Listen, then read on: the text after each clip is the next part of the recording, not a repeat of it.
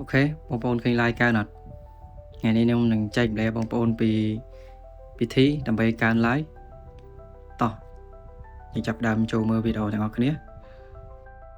សួស្តីបងប្អូនថ្ងៃនេះខ្ញុំនឹងចែកម្លែកបងប្អូនពីរបៀបកើន like នៅក្នុង Facebook បាទដំបូងគឺយើងចូល Safari មក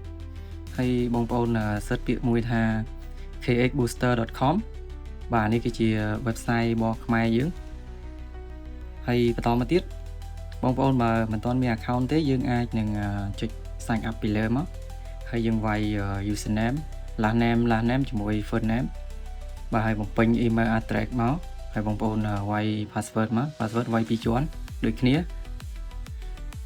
បាទបន្ទាប់ពីយើង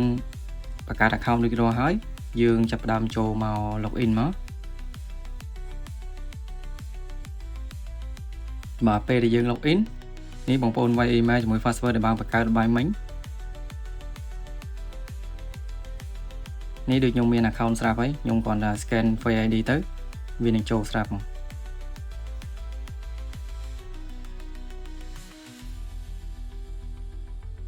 បាទបន្ទាប់ពី login រួចរាល់ហើយយើងចាប់ផ្ដើមចូលអានេះគឺខ្ញុំប្រាប់ពីវិធីកើន like នៅក្នុង Facebook profile របស់យើងឬក៏ហៅថា page profile បាទជំហានដំបូងគឺយើងត្រូវការដាក់លុយសិនបងប្អូនបញ្ចូលលុយសិនមកបាទយើងជ្រើសរើសពាក្យថា deposit នឹងមកហើយបន្តមកទៀតយើងចង់បញ្ចូលលុយប្រហែលអានេះយើងគេកំណត់ថាមានល្មមរបស់វាគឺ$1អញ្ចឹងបងប្អូនអាចបញ្ចូលប្រហែលក៏បាន$2 $5 $10ក៏បានបាទពេលដែលយើងចុចចំនួនដែលយើងចង់បញ្ចូលលុយមកយើងចុច pay ទៅវានឹងចេញ QR code ឲ្យយើង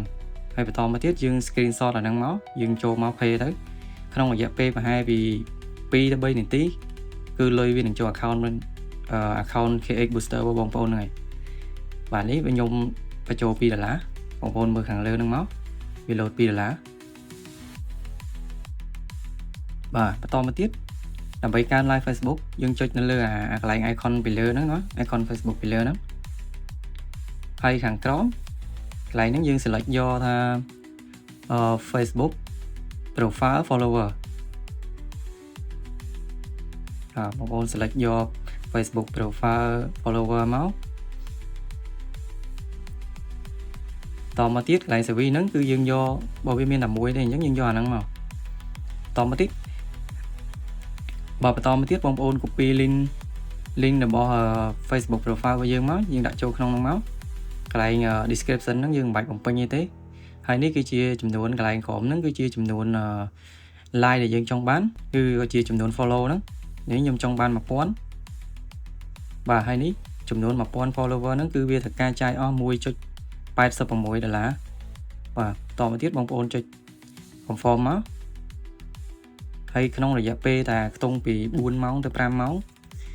Facebook របស់បងប្អូននឹងកើនឡើង 1K ឬ 1K ជាងបាទហើយក្នុងហ្នឹងក៏វាមានឲ្យយើង book ជាច្រើនដែរដូចជា YouTube TikTok អីក៏មាន book venue ក៏មាន